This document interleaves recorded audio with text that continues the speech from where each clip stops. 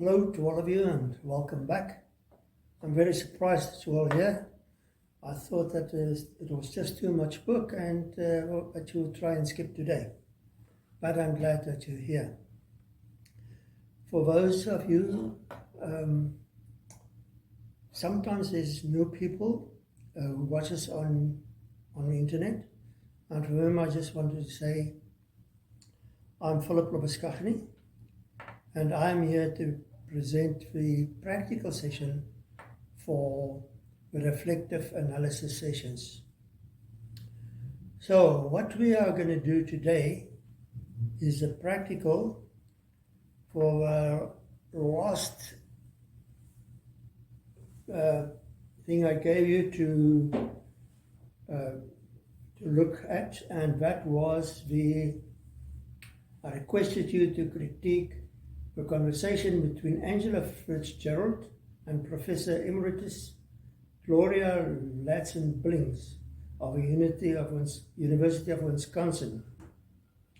It was loaded on YouTube 2023, and it's about the history of critical race theory and its use in education. It was a very long discussion, and there was quite a lot of information. So what I have is about 4 times longer than what with the last practical session. So I'm going to try and reduce it as I go by. Otherwise we're going to sit here until very, very late. And then after the break, we will discuss.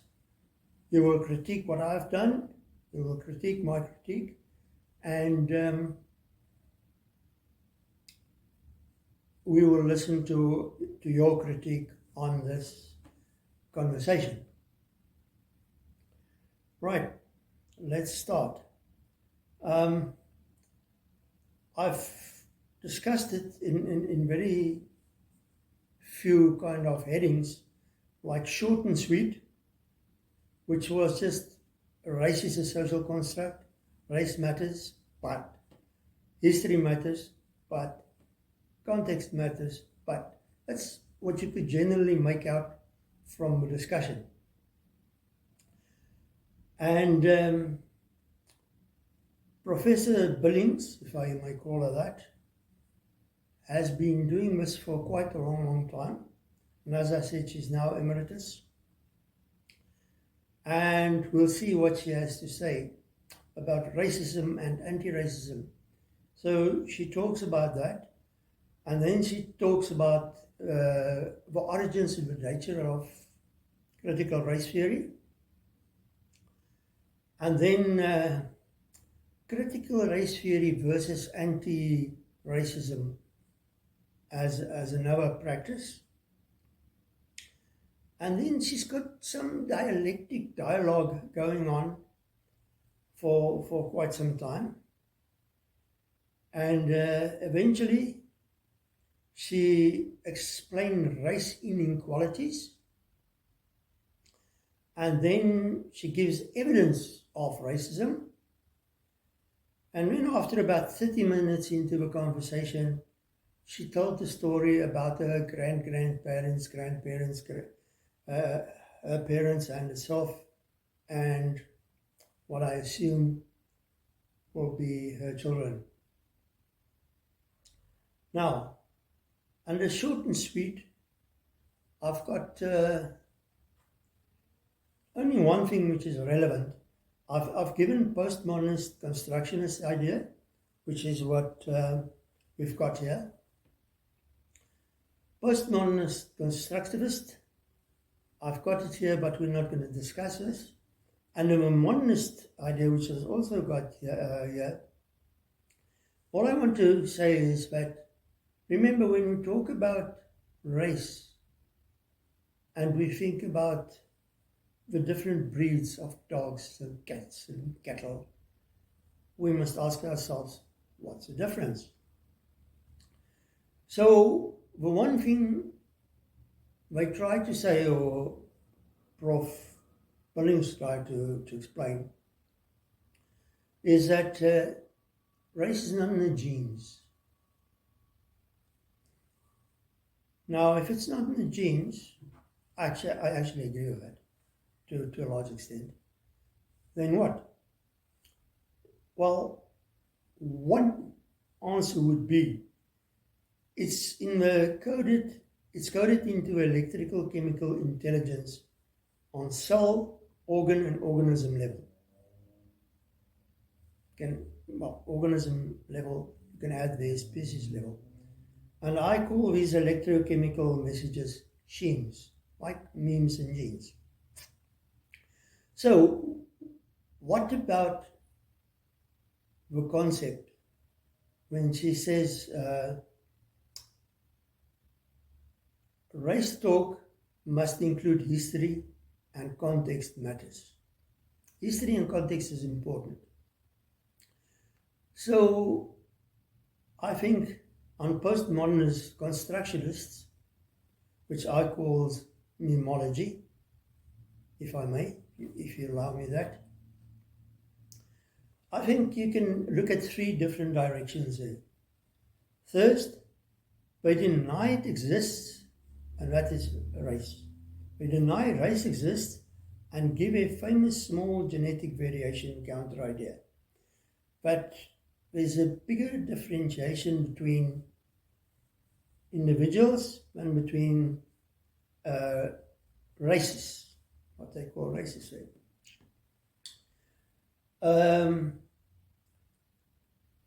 But to me, that has no legs to stand on, and I can give a whole video on that, or a whole lecture on that. But that's not for today. They deny that race exists and sometimes accuse one race, the Europeans, of being colonialists, capitalists, power constructionists, whatever you have. So she denies it and she uses it at the same time.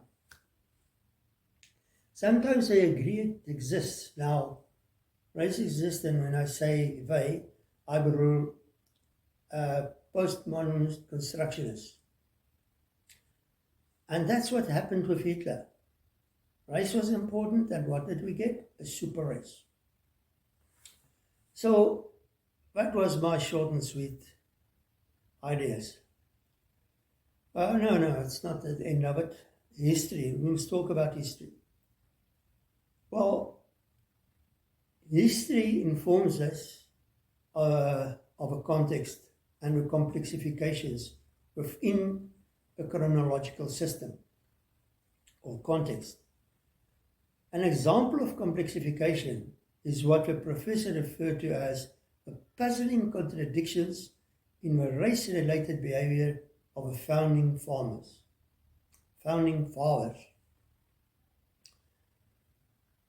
There's nothing puzzling about it, as far as I can see, because they acted both in terms of a time and in terms of a sex. It was relative to that time.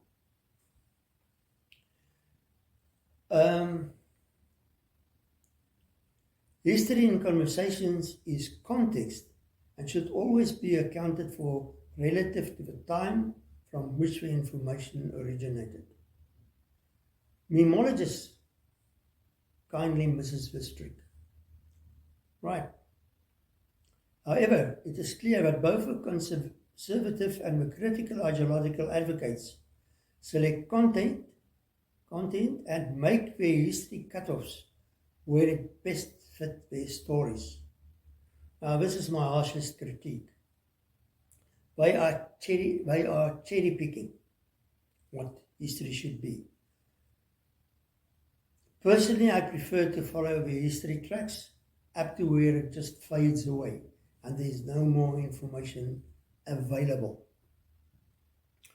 That could be something like 5,000 or 8,000 years ago. Similarly, the context of the history, the pick also seem to be relative, floating along with their ideology. As long as it supports the ideology, they are fine.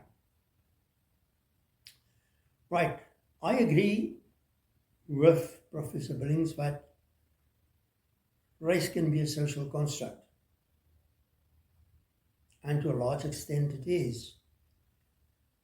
And it's in this terms of our discussion of a paradigm dialectic framework. We learned that something being a social construct means a couple of things.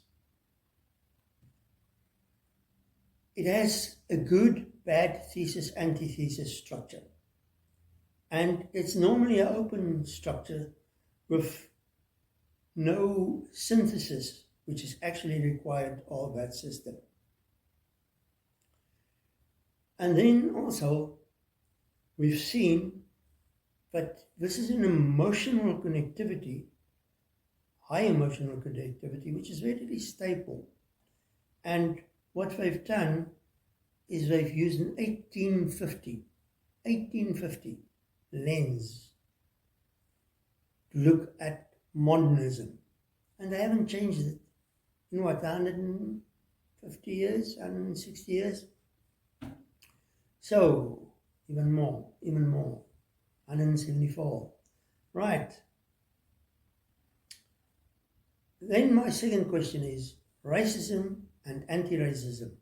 That's the correlation there. As defined by whom? Professor Billings claims that a racist grows up in a context. I cannot disagree with that. It's an undeniable fact, a truism. But can you deny the individual's ability to learn and to change, to transform mentally, and actually comes to a conclusion at later life counter to his or her original context?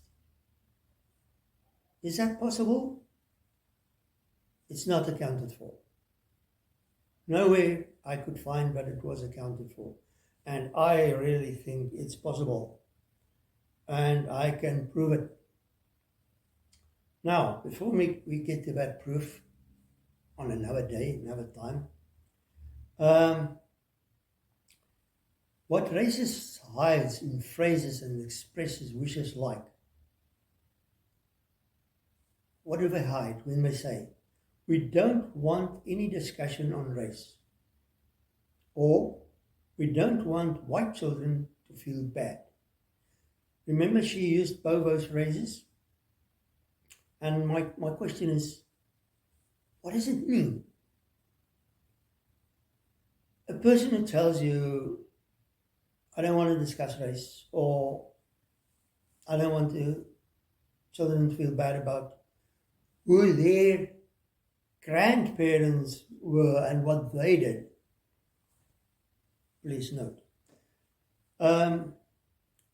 Maybe that person is just tired of argument after argument that cannot stop because the goalpost moves, as is happening in Alice's Wonderland. It's no good having discussions or arguments in that way. Well, I'm certain there are times and places where discussing race would be counterproductive, even when it restricts free speech. Not every place and every context is ready for such a discussion. You must be mature about it. Decide when it's applicable or even possible and when not. I assume it's always possible, but it's not always the best thing to do. Now, both these sentences are short references of longer arguments in varying contexts, but make a critical counter-argument nonsensical. And that's the whole goal of this. Remember, this is my critique. And I want to summarize this little piece with saying, only a well-trained racist can spot the racist behind these short generalizations. Think about that. Right. Let's see. What else do they have? That racism can be integrated into the system. That's one of our other arguments. Well, I agree. Racism can be integrated into a system. But the claim that it means even well-intended decisions made by individuals can help to fuel racism is nothing but a decontextualized simplification that in itself fuels racism. So, in their counter-arguments, they actually fuel what they're trying to stop. So, putting petrol on the fire, if you want me to say it that way. And this brings us back to the constructionist paradigm and its mental projection and lack of utility. And the lack of utility is very important. Another argument she made was that Russian propaganda exploited race issues in the United States since the 1950s. Now, it's a long story, and you can go and try and find some information on it. But she makes an interesting comment. She says that let me just read it. Remember that Krishna did not reply on a Marxist connection linked with CRT, but I'm certain this connection will reappear, and then I may entertain you with an encyclopedia worth of relevant critical comments. This is right. What happened is she is now linking it to Russia's propaganda, while Krishna, remember in the previous video, said that she didn't answer the link to Marxism. But here already we see even they themselves may create a link. Then she talks about the origins and nature of critical race theory. She says it's been going on for 50 years and they achieved nothing. She didn't say that, I'm saying it. I can't find anything they have achieved because according to them, things stayed the same. So then critical race theory originated in the 1970s from a series of conversations on the poor, how to help the poor and how to help women. Now, at the moment, critical race theory is all about race. Not about the poor, not about women. So there's some contamination here. It changed, but it didn't change as well. Okay. She talks about the brilliant architecture strategy design of CRT. Well, I couldn't find it. If you can find it later on, you can tell me about it. I just couldn't find it. Okay, CRT was not designed to tear the fabric of a nation. It wasn't designed to do it, but it's actually doing it. It's actually really tearing nations apart. So, and this is a nice one. Critical race theory is not intended as a revolution. Well, my first question is, why then using the critical paradigm, which is the revolutionist paradigm? Can you see this doesn't make sense? Something somewhere is not adding up. So then she said, it's not a revolution, because if it was, this was the slowest revolution she ever experienced. Well, two things. First of all, nobody said that revolutions start fast. Actually, Marxist theory tells us that you start with small steps, like stepping stones.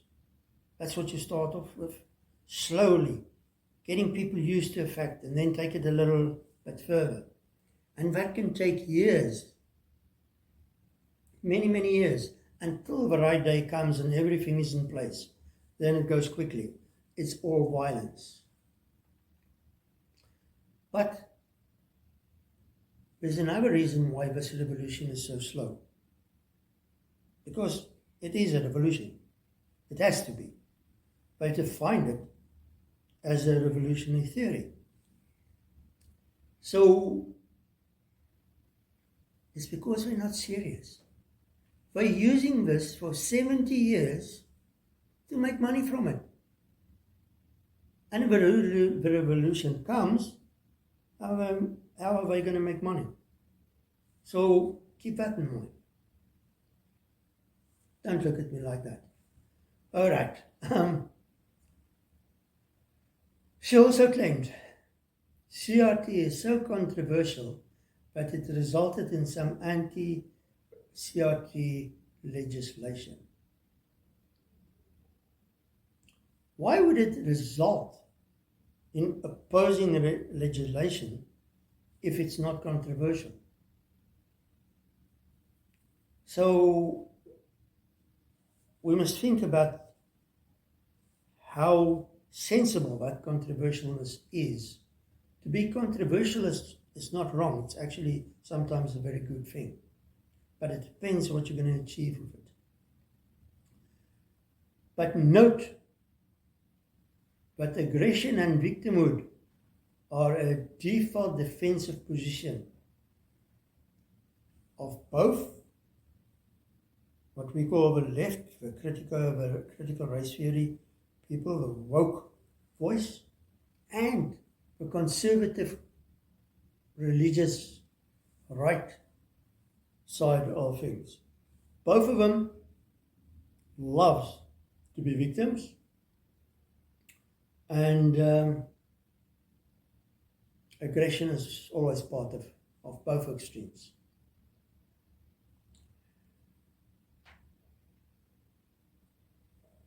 She claims that a better future is only possible if we know the past atrocities.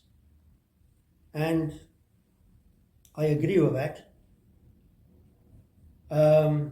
However, fixation on the past will surely be counterproductive because it lacks the dynamics to influence the future in profound ways. We must always keep that in mind. But we need to know what happened, and we need to accept what happened, even if it's really bad.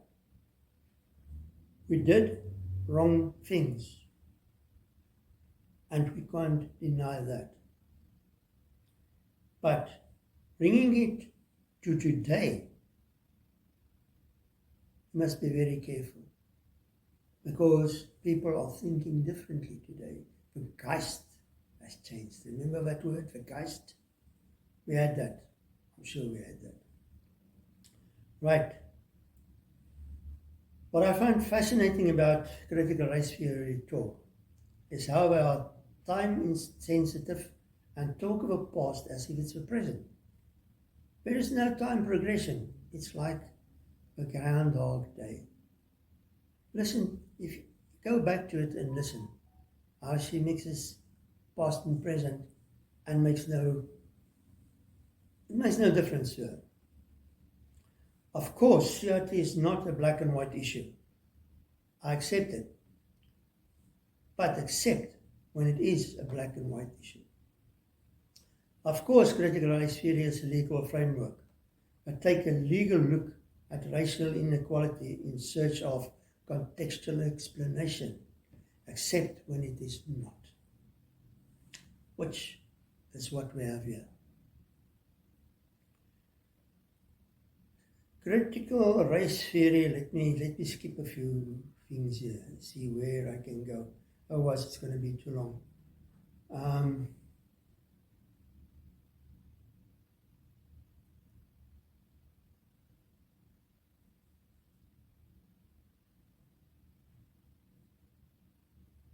Right, let's take this one.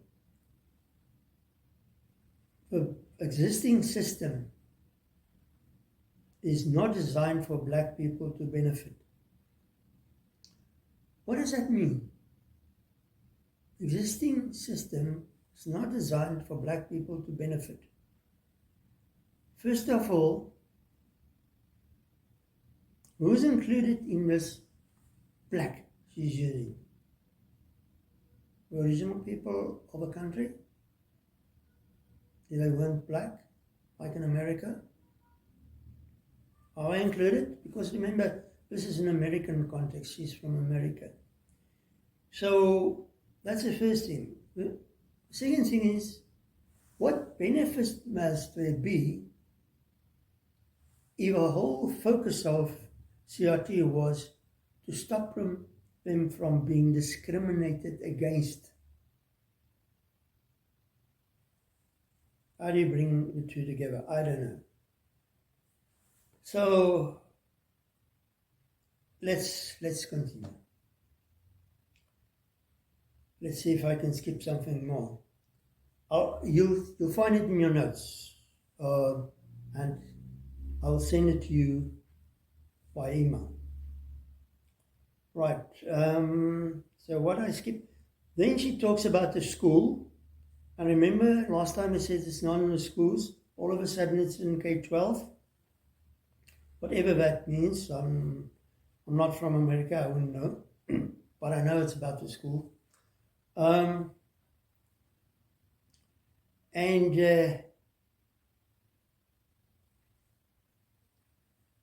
here, by mixing race and sex. She's mixing race and sex and creating confusion. And there's more of a school story. And I'm wondering how authentic her CRT orientation is when she brings it into education. So, my curiosity is triggered by why she is only probing and exploring, which is mere information gathering, instead of actively exploiting to redesign the system in order to extract benefits for black students. Did she not demand black benefits in this very interview? So, go and look at that again. Let's see. I want to skip more. Okay, she's got these discussions with students of school age, I assume.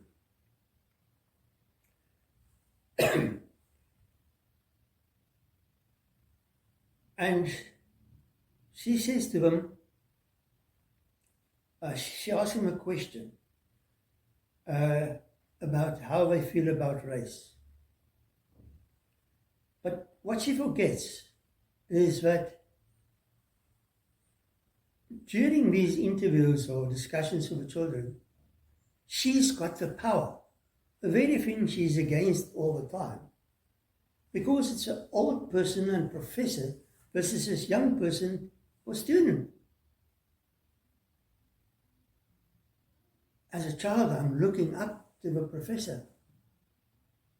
So I can't go against the professor. She's ignoring this power dynamic.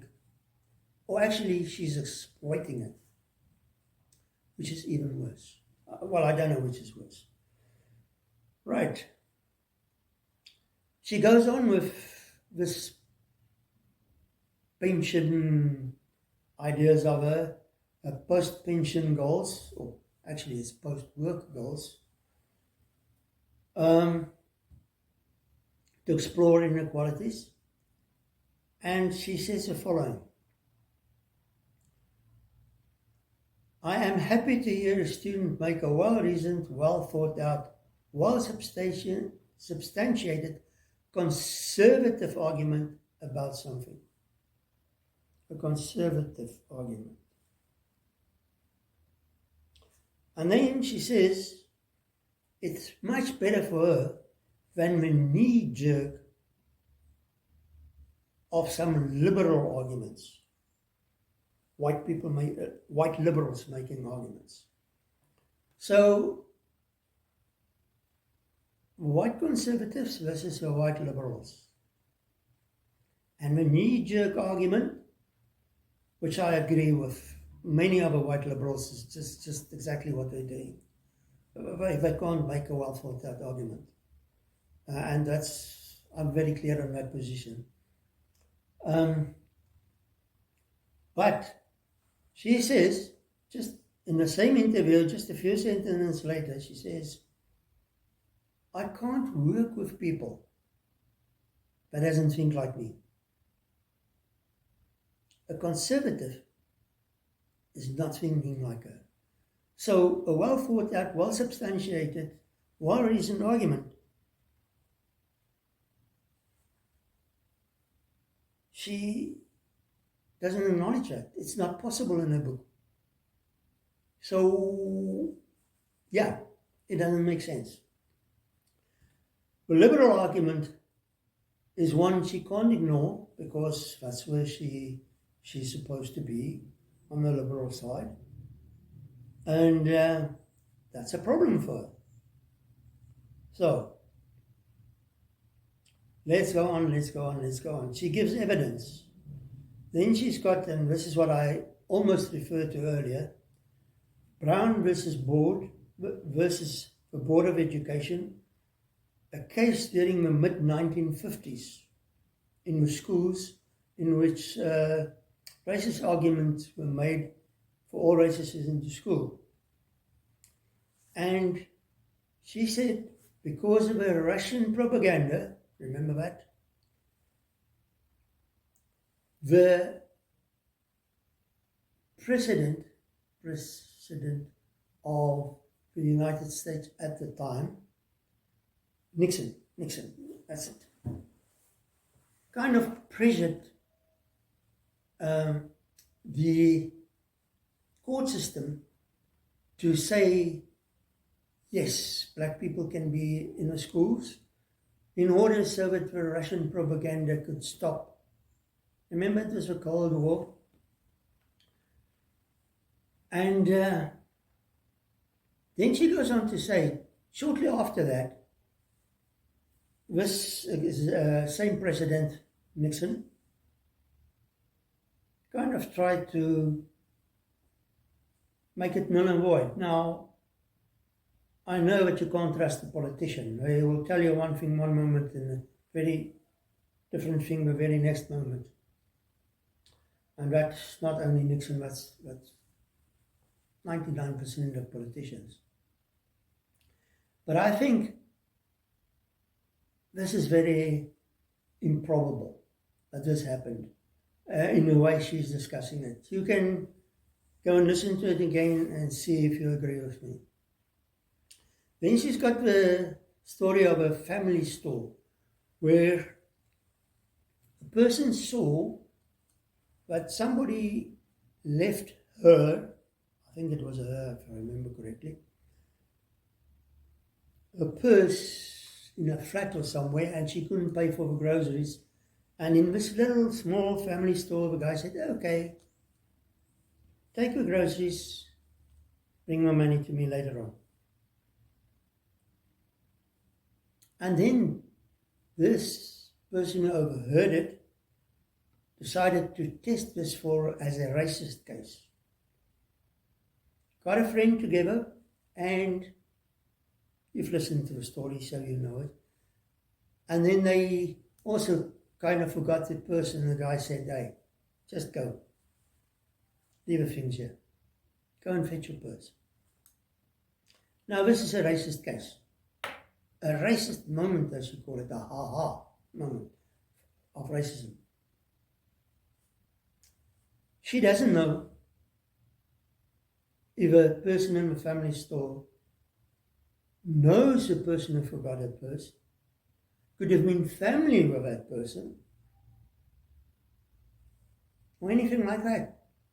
It's not there. It's not there. This is a racist case. It's nothing else. Please, people, when you do these critique, look for these things. It doesn't work that way. She's really making up things. Okay, the Rufo story, where she, from a Manhattan Institute, I'll talk about Rufo later.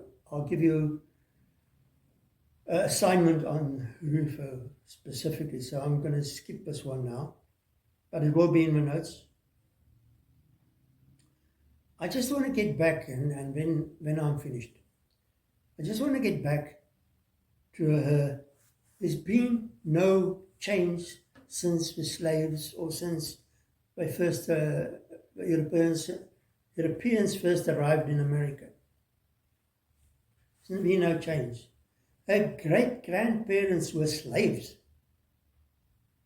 Her grandparents were sharecroppers. Not slaves anymore. They got paid minimum wages. Her parents experienced state-sponsored segregation, which means you go there where it's like, you don't remember the apartheid story? It's that she advanced to become a professor. Obviously something changed. Or is she in a separate state, different to the rest of America, where she could become a professor? I don't think so. So what is she telling me? And now, and this to me is a nice way to stop this conversation from my side. She finds that the youth do not think about race the same way as she does. And that encourages her. That's all it does. It encourages her.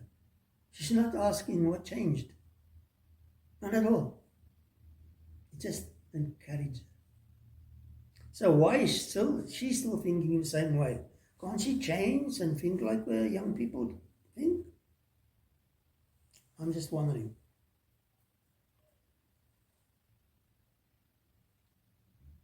What I see is positive change, even if she have not received a professorship on merit. Maybe she did not receive a professorship on merit, and she knows it. I don't know. I'm just saying. Thank you for listening to my critical and dialogical analysis. It's now time for that break I promised you at the start. And when we get back, I want to listen to each and every one of you. But only for a few sentences, because otherwise we're never going to get through it still today. Thank you very much. Until next time.